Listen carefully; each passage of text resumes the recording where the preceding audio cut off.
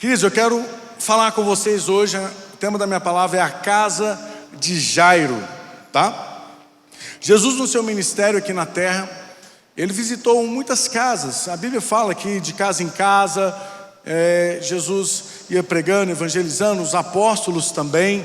Você lê ali no livro de Atos, mais sobre isso. Mas nos evangelhos você vê também Jesus passando ali nas casas.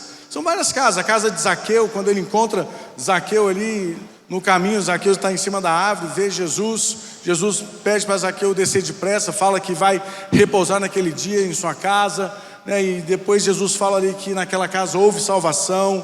A casa de Marta e Maria, que Jesus vai lá para não sei se foi jantar, almoçar, não lembro agora, enfim, e ele está lá, e Marta preocupada com os afazeres da vida ali, muitas tarefas, Maria atenta com as palavras de Jesus. A gente vê aquela casa que Jesus estava em Cafarnaum, onde um paralítico, onde abre o telhado, as pessoas abrem o telhado da casa e desce ali um paralítico, e Jesus cura aquele homem. A casa de Pedro, onde Jesus curou a sogra de Pedro. Enfim, são muitas e muitas casas aí, que Jesus passou ministrando cura, libertação, transformação.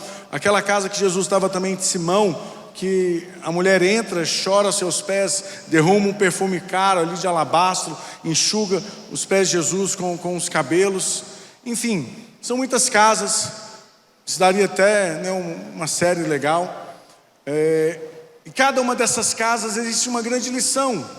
Deus traz grandes histórias. A Bíblia nos ensina grandes lições através dessas passagens, essas idas, essas visitas de Jesus nessas casas.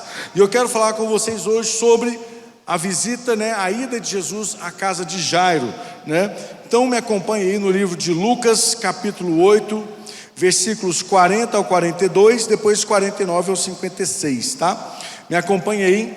Quando Jesus voltou, uma multidão o recebeu, pois todos o esperavam.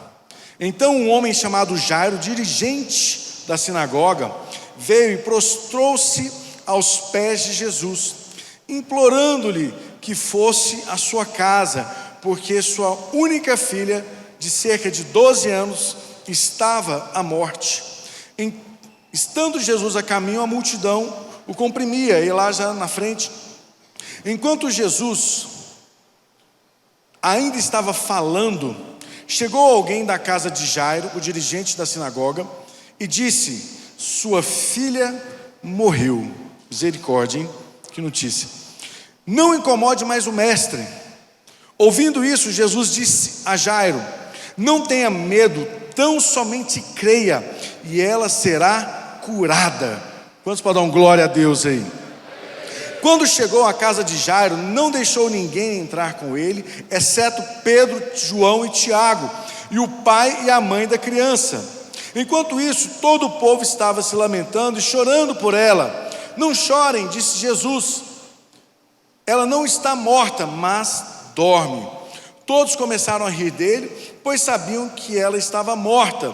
Mas ele a tomou pela mão e disse: menina, levante-se. O espírito dela voltou e ela se levantou imediatamente. Glória a Deus mais uma vez. Esse é o nosso Deus poderoso, amém? Então Jesus lhes ordenou que lhe dessem comida de comer, e os pais dela ficaram maravilhados. Então, vamos parar aqui, vamos continuar. Olha aqui, Jairo, um dirigente da sinagoga, era um homem instruído, um homem letrado, um homem que sabia ler. A sinagoga, eu imagino uma pequena igreja, e ele conduzia ali, ele era o dirigente, então ele conduzia ali as ministrações do culto, quem ia pregar, as palavras, enfim, os rituais. Ele comandava ali aquela pequena igreja, tá, com seus rituais da época e tudo mais. Então era uma pessoa que tinha instrução, que sabia ler, uma pessoa, ainda mais naquela época, não era algo comum, muito pelo contrário. Mas ele tinha um problema. Ele tinha uma crise na vida dele, uma enfermidade apareceu na sua filha, né, à beira da morte ali, como diz, quando ele encontrou Jesus. Você vê que ela estava já prestes a morrer a qualquer momento. E a Bíblia diz que aquele homem, ele foi correndo, se prostrou aos pés de Jesus e implorou. Então, a Bíblia fala então que Jesus, né, foi à casa de Jairo. Eu quero trabalhar sobre isso, tá? Que quando Jesus, primeiro ponto, eu quero que vocês anotem aí. Quando Jesus entra numa casa, o desespero se transforma em esperança. Quando Jesus entra na casa de alguém, entenda, tudo ali vai mudar. Tudo ali vai ser transformado. Mesmo que Jairo estivesse passando por um problema muito sério, a sua filha doente, enferma, à beira da morte. Eu fico imaginando o desespero daquele homem, daquele pai. Nós que somos pais, quando a minha filha está doente, minha vontade é, se eu pudesse pegar com a mão a enfermidade dela, né, aquela tosse, aquela gripe, enfim, seja o que for, tirar com a mão e colocar em mim, eu faria. Qualquer pai faria isso. Qualquer pai daria a vida, né, pelos seus filhos. Eu falo que lá em casa ainda tem um plus, que lá em casa funciona o seguinte: a Ana Sofia ou a Alice, ela dá uma tosse, eu já ouço a Maíra falando, ixi. Aí eu, ixi o quê, amor? Ana Sofia tossiu. Sério? Nem vi, tossiu, eu vi. Ela tosse de novo, ela já está com o remédio assim na mão. O xaropinho já está prontinho. Ela deu a terceira tossida, ela já está tomando um xaropinho. Toma aí, meu filho, vai. A preocupação de mãe, sim ou não? As mães que estão aí, é assim ou não é? Você é assim também? Pai às vezes é um pouco voado, né? Não, isso não é nada não, besteira, né? O menino está lá quase morrendo, o pai está lá, não, tranquilo. Mas olha aqui, de forma geral, todo pai daria a vida. Aqui eu estou falando de um pai que está vendo a filha morrer, desesperado, procura Jesus para que pudesse intervir na vida dele, intervir naquela situação. E para esse homem fazer isso, gente, ele era um dirigente da sinagoga. Não era algo simples para ele. Porque normalmente, igual o Nicodemos, né, que foi ter um encontro com Jesus ali meio que na calada da noite, sem ninguém ver, enfim, escondido, com medo que as pessoas iam falar, enfim, questionar. E esse homem atropelou tudo isso. Tamanho ali, né, a sua angústia, o seu desespero, né, devido ao seu problema. Mas ali estava começando um milagre. Ali estava começando o cumprimento de uma promessa. E uma das primeiras lições que nós aprendemos aqui, que nós precisamos entender, que por trás de todo o problema existe uma promessa de Deus. Talvez você está passando por uma dificuldade, uma luta, saiba que existe uma promessa de Deus para a sua vida através disso. Isso é fácil de se ver na Bíblia. Olha o rei Davi. Gente, antes do reinado, existia um problema gigante chamado Golias. Mas quando Golias foi derrubado, veio unção, veio honra, veio respeito, veio reconhecimento. Olha José. Nós gostamos de lembrar de José, governante do Egito, o segundo homem mais poderoso da terra naquela época. Mas antes do palácio, houve a cadeia, houve a prisão, houve os irmãos tentando matá-lo, venderam ele. Ou seja, antes que a promessa se cumprisse, havia um problema ali. Quantos estão compreendendo o que eu estou dizendo em nome de Jesus? Aí você vê também Jesus. Nós sabemos que Jesus ressuscitou, mas foi no inferno, pisou ali na cabeça de Satanás, tomou as chaves do inferno, tomou as chaves da morte, ressuscitou o terceiro dia, subiu ao céu, sentou à direita do trono de Deus, todo o poder e autoridade foi lhe dada. Havia ali um cumprimento de uma promessa, mas antes disso tudo acontecer, havia a cruz, havia um problema na vida de Jesus. Olha aqui. Às vezes você está olhando para o problema e enxergando só o problema. Comece a falar com Deus. Deus, o que o Senhor quer falar comigo através disso? O que o Senhor quer me ensinar? Qual a promessa que está por trás disso? Porque eu digo algo para você com plena certeza. Se você está passando por lutas, por provas, pode esperar, meu irmão, que existe uma grande promessa de Deus para cumprir na sua vida. Segundo ponto, quando Jesus entra numa casa, a incredulidade dá lugar à confiança. Lucas 8, 49, 50. Enquanto Jesus ainda estava falando, chegou alguém da casa de Jairo, dirigente da sinagoga, e disse: sua filha morreu, não incomode mais o mestre. Ouvindo isso, Jesus disse a Jairo: não tenha medo, tão somente creia e ela será curada. Aqui para mim nessa passagem, esse momento aqui, para mim ele é crucial. É um momento muito importante.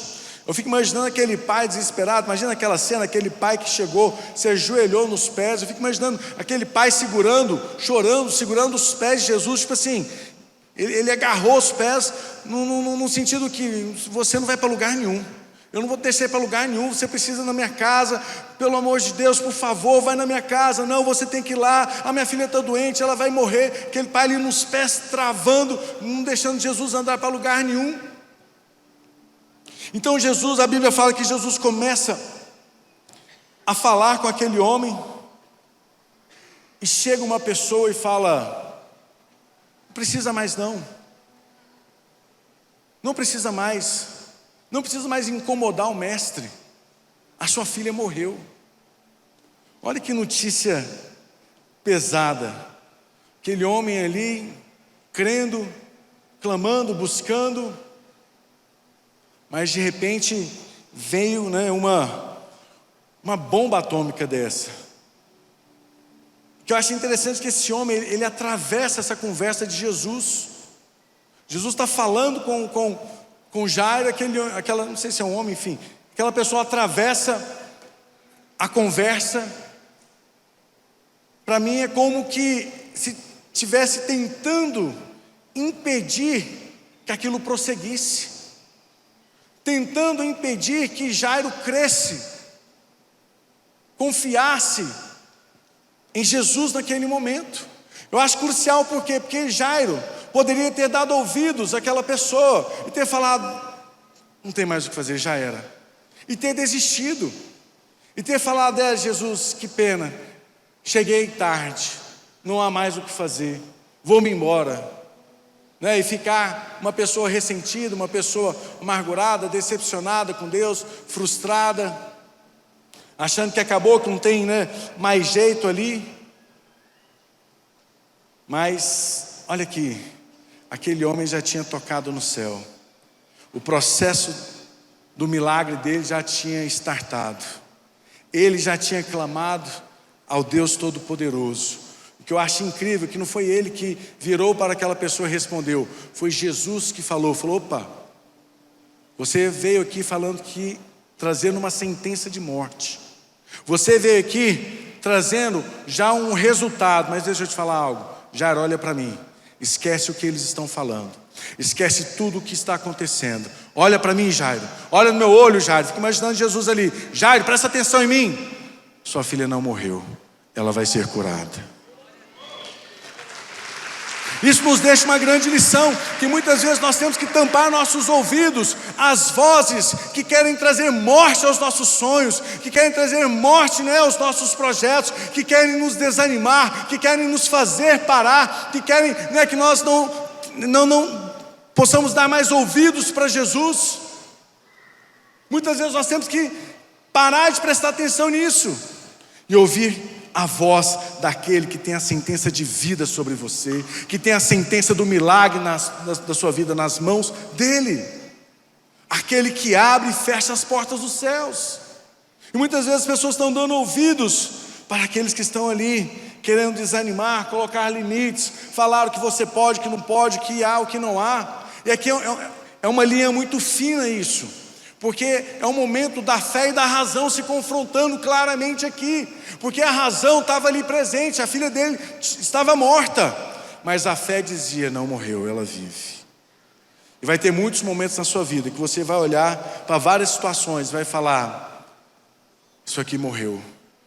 Mas você vai vir no culto, vai ouvir uma palavra, vai tocar nesse altar. Na hora que você voltar para trás, Deus vai falar para você: está vivo, continue acreditando, espere que o seu milagre virá. Olha aqui, é difícil nesse momento você poder confiar em Deus, porque a razão muitas vezes ela bate pesado. São os fatos, é o que está ali, enfim, comprovado. Mas a incredulidade tem que sair, e a confiança precisa entrar.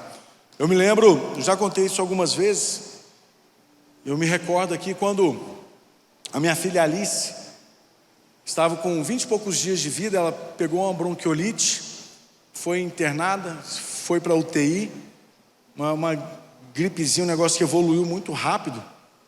Em bebês, então, que não tem vacina nem nada, enfim, evoluiu muito rápido e ela ficou gripada, que ele evoluiu para uma bronquiolite. Cheguei no hospital, enfim, chegando, ela já foi internada.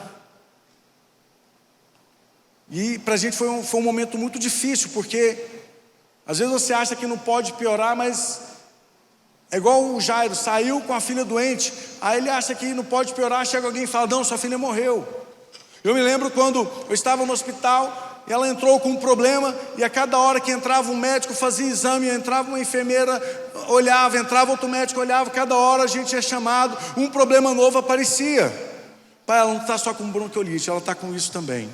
Pai, ela não está só com bronquiolite isso, agora nós suspeitamos que ela também está com isso. Foram 5 dias só ouvindo pioras. Imagina você olhar ali, eu olhava para minha filha e tudo que eu podia fazer, eu estava fazendo. Eu me lembro até de um momento lá pelo 5º dia já, depois que uma médica olhou para a gente e falou assim: pai, eu via no olho dela aquela expressão de, assim, não sei se vai dar mais.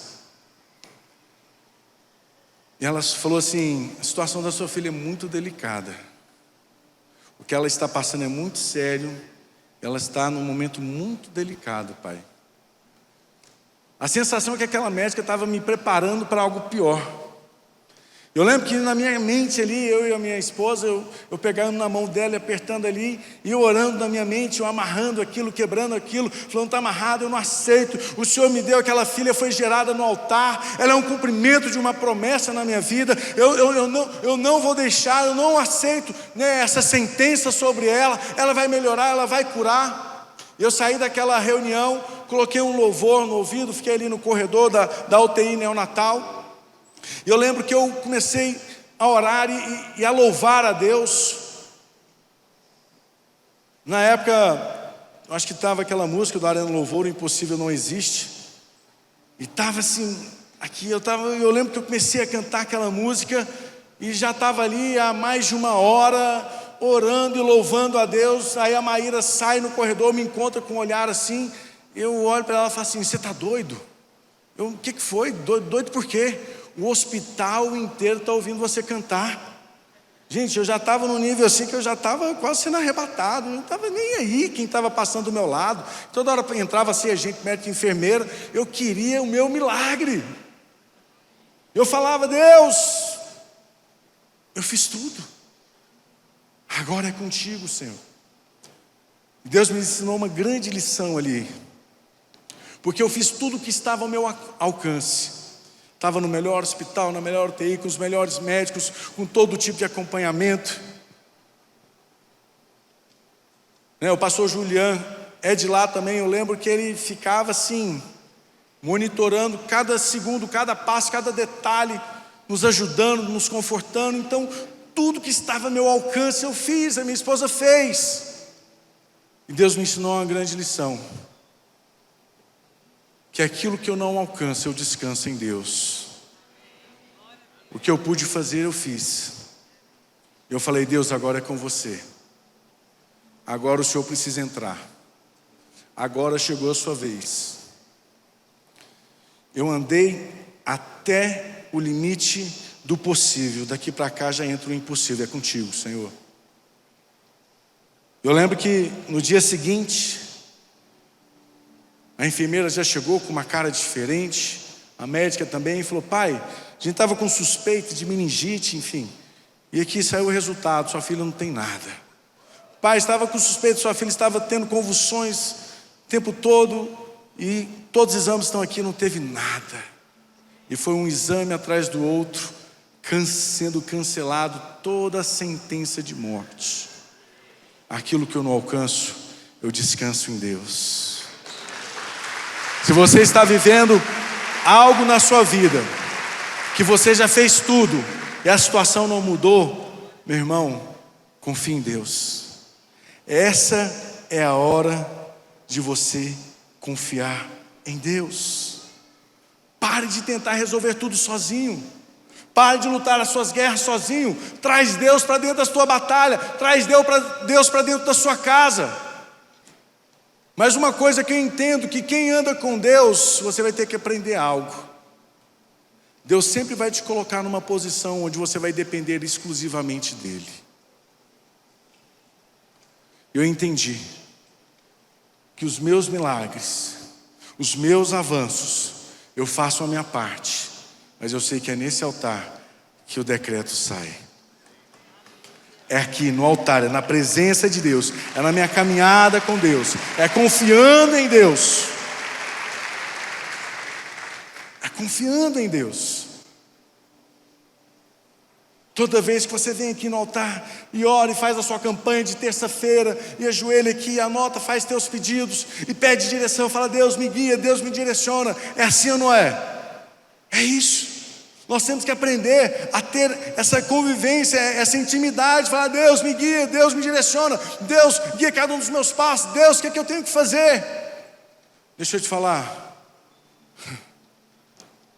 Quem não pede direção para Deus hoje vai pedir socorro para Ele amanhã. Aprenda o caminho do altar.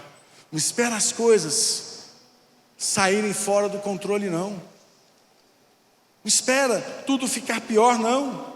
Vem para cá, vem lutar, vem jejuar, vem fazer campanha. Terceiro ponto: quando Jesus entra numa casa, o impossível resulta em um milagre. Lucas 8, 51 ao 54. Quando chegou à casa de Jairo, não deixou ninguém entrar com ele, exceto Pedro, João e Tiago, e o pai e a mãe da criança. Enquanto isso, todo o povo estava se lamentando e chorando por ela. Não chorem, disse Jesus, ela não está morta, mas dorme. Todos começaram a rir dele, pois sabiam que ela estava morta. Mas ele a tomou pela mão e disse: menina, levante-se. O espírito dela voltou e ela se levantou imediatamente. Então Jesus lhes ordenou que lhe dessem de comer. Olha aqui, se tudo que eu pregar hoje, se tudo que eu falar para a igreja hoje, se apenas uma frase ficar registrada no teu coração, isso para mim já é o suficiente. Que frase é essa, bispo? Simples, simples. Para Deus não há impossível. Pense no teu problema e coloque essa frase em cima. Pense na sua luta e coloque essa frase em cima. Pense na tua guerra e coloque essa frase em cima.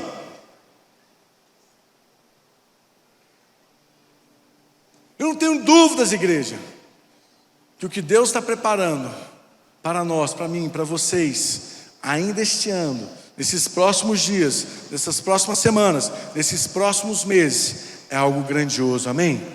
Aqui nesse momento, que Jairo, ele entrou no quarto, viu a sua filha morta. Imagina o coração daquele pai. Mas ele viu também, eu fico imaginando, foi o momento mais difícil, né, da vida dele. ver aquela cena. Imagina ele abrindo aquela porta. Imagina a mente dele, o povo falando que ela estava morta, Jesus falando que ela estava viva. Imagina ele abrindo aquela porta, vendo aquela cena, aquela menina estirada ali no chão, na cama. Eu creio que foi um momento mais difícil, mas ele vivenciou ali também o maior milagre da vida dele. Isso nos deixa mais um grande ensinamento, que existem milagres que você só vai viver depois das suas maiores perdas. Às vezes você está assim preocupado: meu Deus, mas eu perdi isso, meu Deus, mas o amor da minha vida foi-se embora, meu Deus, mas eu perdi esse negócio, minha empresa quebrou, meu Deus, mas isso aconteceu comigo.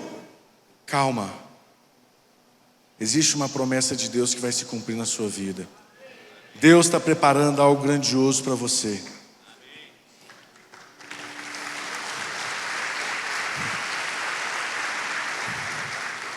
Fica firme com Deus, confia em Deus, sabe por quê? Que a sua maior tragédia vai ser o seu maior testemunho. Você vai andar e caminhar. Eu fico imaginando, Jesus fala para Jairo, não vou falar para ninguém, eu acho até engraçado, mas gente, como que Jairo ia aguentar ficar calado? Como? Igual eu vivenciei a minha filha sendo curada, uma sentença ali um encaminhamento para uma sentença de morte, de repente tudo muda de um dia para outro, começa a mudar rapidamente. Como que eu vou ficar calado? Impossível, impossível. Eu fico imaginando aquele homem testemunhando em todos os cantos. E tem gente que por causa de uma besteirinha já desistiu. Eu vou largar tudo para lá. Eu estou decepcionado, eu estou triste, eu estou desanimado, eu não quero mais recomeçar, não aguento mais recomeçar. Até Deus recomeçou no dilúvio com a humanidade. Por que você não pode recomeçar? Se até Deus recomeçou. Deixa eu te falar, e recomeçar não é um sinal de fracasso. Recomeçar muitas vezes é um alinhamento de rota na sua vida. Talvez Deus permitiu que isso acontecesse, que Ele precisa alinhar algumas circunstâncias, algumas coisas na sua vida, para que você possa receber todas as promessas dEle. Deus é tão fiel, tão bondoso, tão poderoso, que Ele fala: não, vou deixar esse homem bater a cabeça aqui, porque senão ele vai sair da rota. Eu preciso manter ele firme aqui, aonde eu quero levá-lo. Então entenda que por trás de todo problema há uma promessa de Deus, e ela vai se cumprir na sua vida, amém? Ele vai entrar na sua vida, vai salvar a sua casa, vai salvar a sua família. Eu não tenho dúvidas disso. Não tenho dúvidas disso. Talvez você está preocupado: bispo, a minha família, meu Deus, não tem mais solução, não tem mais jeito. O meu marido, minha esposa, meus filhos, meus irmãos. Eu contei no culto mais cedo que pouco antes de eu converter, em casa estava uma guerra, uma luta, uma batalha. Meus pais se separaram, já havia alguns anos, isso quando eu tinha por volta de 19 anos, 20 anos. E chegou um certo momento onde os irmãos homens estavam brigando muito. As minhas irmãs casadas, cada uma com as suas vidas, enfim. Mas só que os homens brigando muito. Ao ponto de, um dia, eu separar a briga de dois irmãos, onde eles discutindo, um partiu para cima do outro, o outro puxa uma arma e aponta para a cara dele e fala: vem que eu vou encher sua cara de bala agora. E eu ali agarrei num dos meus irmãos. Imagina, meu desespero naquilo ali, aqueles três, eles se xingando e gritando um com o outro e chutando, tentando chutar um ao outro. E um dos irmãos com a arma assim apontada falou: vai, solta ele, que eu vou encher a cara dele de bala aqui agora. E aquilo, meu Deus, eu lembro que eu gritava junto, eu pedi pelo amor de Deus, para com isso, meu Deus, que loucura, não faz isso não. E ao mesmo tempo chorando, gente, eu separei dois. Imagina, dois grandes, eu não sabia, né, não sei de onde veio força, para mim só foi de Deus, não tem como, porque, enfim, Imagina 2 homens enraivados, endemoniados ali, né, querendo partir para a briga. E, cara, que assim, cada um conhece o irmão que tem. Enfim, na hora que um puxou a arma, eu falei, pior coisa, puxou a arma para a pessoa mais errada. Porque agora que ele vai querer ir para cima com tudo, e não tem conversa, enfim, foi literalmente minutos, segundos, né, mas que pareceu horas de inferno na minha vida. Eu não sei como eu consegui colocar um deles para fora, no escritório que a gente estava, consegui pegar a arma com o outro, enfim, desmuniciar ela, aquela coisa toda, e aquilo, nossa, aquilo acabou comigo. Aquilo foi um negócio muito pesado que a nossa família estava vivendo naquele momento.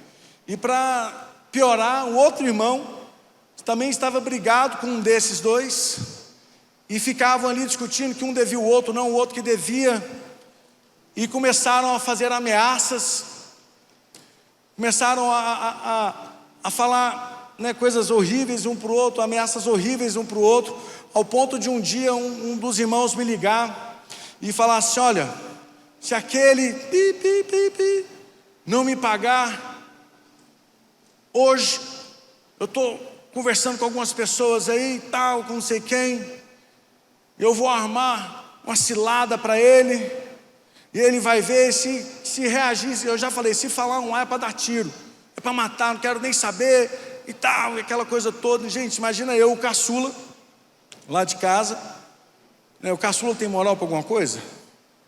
Não, caçula, gente, se você quer caçula, não adianta ficar empolgadinho aí, não, eu sou caçula, não tem moral para nada. Caçula na família é um terror, gente, né? Todo mundo olha para você até hoje e acha que você é criança. Mas só que meus irmãos, assim, eu que estava meio que no centro daquele furdunço, daquela brigaiada. E o pior, que eu não podia nem falar para o outro irmão, porque se eu falasse, a reação dele também ia ser um negócio de louco. Se eu falasse para os meus pais, então, aí, enfim, eu não sabia mais o que fazer. Mas eu sabia que existia um Deus de milagres. Eu estava começando a conhecer a Deus. Não sabia nem o que era orar, como que orar, não entendia nada disso. Eu não entendia nada disso. Eu lembro nesse dia que eu recebi essa ligação, e assim, essa emboscada aí que estava sendo armada do irmão contra o outro, era assim, questão de horas para ela acontecer. E eu naquele desespero, eu conto para o outro irmão, se eu falar ele vai atrás, e meu Deus, como é que vai ser isso? Como que eu resolvo isso? Já viu aquela situação que foge do seu controle? Quantos já passaram essa sensação que algo fugiu do seu controle? Então aprenda a primeira lição. Não é porque fugiu do seu controle que fugiu do controle de Deus. Eu lembro que eu na rua ainda, perto do meu carro, eu ajoelhei, comecei a falar com Deus. Falei, Deus, se o Senhor pode fazer alguma coisa, a hora é agora. Eu não sei como resolver isso. Eu não sei, faz alguma coisa. Eu lembro que eu não sabia nem o que falar com Deus. Eu acho que era só a minha angústia ali que estava posta diante de Deus, no meio da rua. Aquele mesmo irmão que tinha me ligado há uns 10 minutos atrás, me retorna novamente a ligação e fala assim: e aí, Sam, como é que você está? Eu falei, sei lá, estou aqui. Eu quero te pedir perdão. Eu, por quê? Eu falei tanta besteira, e eu não sei, tem alguma coisa me incomodando aqui, tem alguma coisa mexendo comigo, né? Eu não sei te explicar, tem alguma coisa que tá me incomodando demais, e eu não quero fazer nada com o nosso irmão. Eu não vou tocar num fio de cabelo dele. Para mim essa dívida morreu, eu não quero saber quem está devendo quem, acabou para mim. Aí falou, você está indo nas igrejas aí, não está? Eu falei, estou. Eu quero, me leva numa dessas aí também. Eu falei, não, eu vou levar. Eu não podia fazer nada, mas aquele que está lá em cima pode tudo. Talvez você está vivendo uma situação parecida, que está fora do seu controle. Eu fico imaginando a vida de Jairo, totalmente fora do seu controle. A medicina daquela época, então, imagina, ele que não tinha controle nenhum mesmo sobre aquela situação. As pessoas morriam muito cedo, por qualquer besteira. Mas Deus tem o controle de tudo. Eu fico imaginando o Jairo antes de Jesus ir na sua casa e Jairo depois de Jesus visitar a sua casa. Sabe o que isso significa? A melhor fase de Jairo estava começando naquele momento. Deixa Jesus entrar na tua casa definitivamente. Abra todos os cômodos para Ele. Não deixa nenhum quarto trancado. Não deixa nenhuma porta fechada. Pode ter certeza, você vai ver ainda a melhor fase da sua vida. Amém?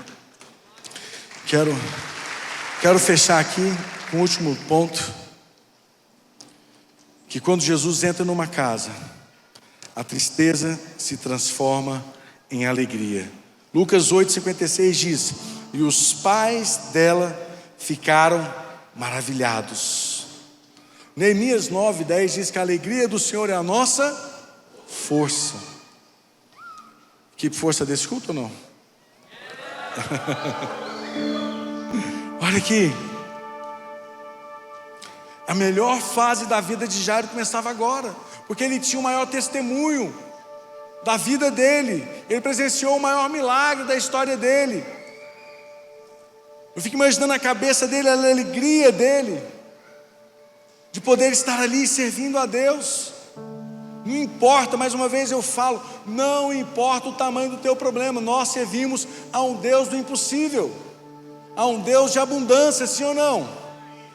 Me lembro da história daquela viúva, onde o profeta Eliseu estava passando. Aquela viúva estava ali com muitas dívidas, muitos problemas, vivendo num momento que a terra estava como uma terra de escassez, ela vivendo uma grande escassez. E ele pergunta para ela o que ela tem ali. Ela fala: tem uma vasilha com um pouquinho de azeite. Ele fala: vai, pega todas as vasilhas, junta tudo, peça para os seus filhos ir nos vizinhos, nos amigos e recolher o máximo de vasilhas possíveis. E ali então aquele azeite começa a se multiplicar. E aí o profeta vai enchendo uma vasilha, e vai enchendo outra vasilha, e vai enchendo outra vasilha, a um ponto que chega um momento que a mãe fala: filho, traz mais uma vasilha. E o filho fala: não, acabaram as vasilhas. E a Bíblia fala: então o azeite cessou. Qual o tamanho do seu milagre? O que você precisa? Vai depender se você tem vasilhas para ser derramada, que é a sua fé.